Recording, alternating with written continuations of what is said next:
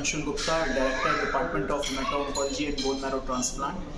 आज गोरखपुर की GP association की जो मीटिंग हुई थी, उसमें हमने ब्लड कैंसर एवं बोन मैरो ट्रांसप्लांट के बारे में चर्चा की।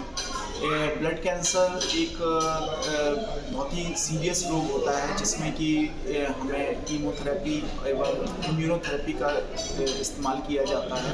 लेकिन अब जैसे जैसे साइंस ने, विज्ञान तकनीक ने प्रोग्रेस की है, तो अब इसका जो इलाज है बहुत ही कारगर सिद्ध हुआ है और ऑलमोस्ट माना जाता है कि 80 से 90% मरीज़ ट्रीटमेंट से एक नॉर्मल जीवन यापन कर सकते हैं।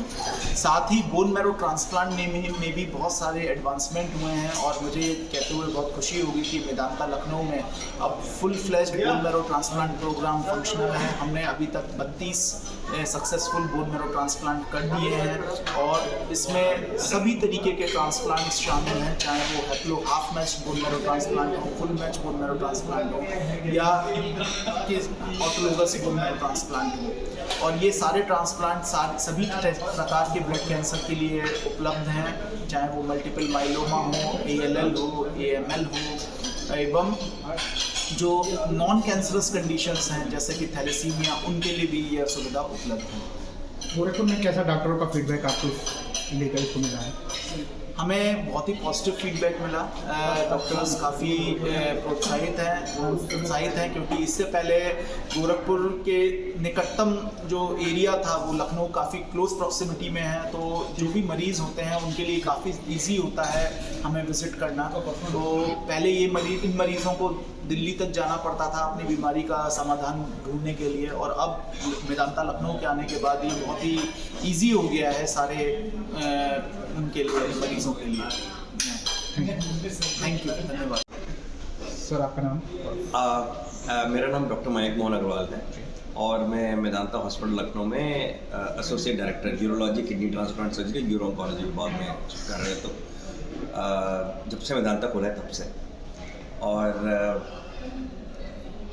गोरखपुर में आज क्या कुछ उद्देश्य था आपके करने का? देखिए, मेदांता हमेशा कमिटेड रहा है एकेडमिक और कंटिन्यूड मेडिकल एजुकेशन में, सो दैट हर जगह पर जाकर जो अपडेट्स हैं रेगुलर प्रैक्टिस के अंदर, उसको अपडेट को हर लेवल के डॉक्टर्स के ऊपर, चाहे वो सुपर स्पेशलिस्ट हैं, even general, because general practitioners are the first line contact with the patient, तो उनका अपडेट होना बहुत ज़रूरी है।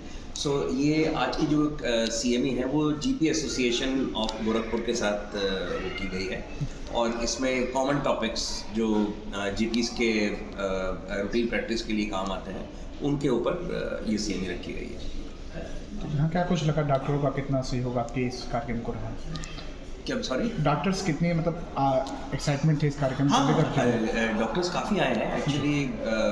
देखिए, इवनिंग का टाइम है और वीकेंड है, तो उसके बाद भी इतने सारे डॉक्टर्स यहाँ हैं और इतने पूरे उत्साह के साथ हैं, सब सुन भी रहे हैं, सवाल भी पूछ रहे हैं। इसी से पता लग जाता है, देखिए ना क्या टाइम हो रहा है, 10 बज चुके हैं, लेकिन अभी भी प्रोग्राम चल रहा है, सब बैठे हुए हैं and I think they are quite excited and so are we. हमें भी एक्साइटमेंट होता है कि जब आपको कोई सुनता है, सवाल पूछता है, तो लगता है कि यार लोग एक्चुअली इंटरेस्टेड है।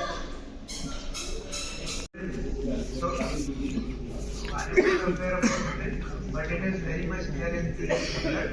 It is currently not as sensitive as communicating. So tissue, again, as I would repeat, tissue remains the preferred choice. In situations where you cannot get a tissue, then you can do it.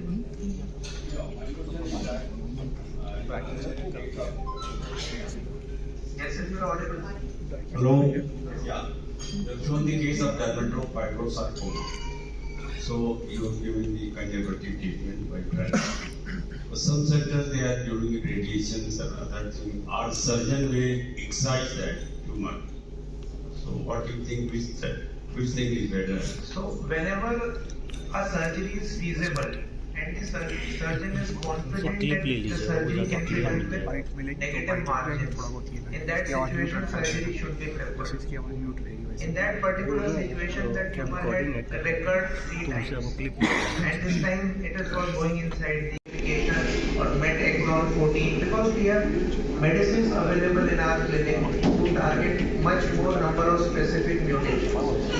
We are currently doing NGS, which is next generation sequencing, in order to identify multiple types of mutations in lung cancer. So this is how we are doing it. Now for that particular situation where we have done a biopsy and the tissue is not enough, a liquid biopsy is very much there in our clinical practice. The cost varies from 20,000 to 40,000 range, but it is very much there. And whatever data is there, as much as 80 to 90% it correlates with the tissue biopsy in lung cancer. So there are specific indications for liquid biopsy. Wherever possible, do it on tissue. Wherever not possible, a liquid biopsy is also good enough.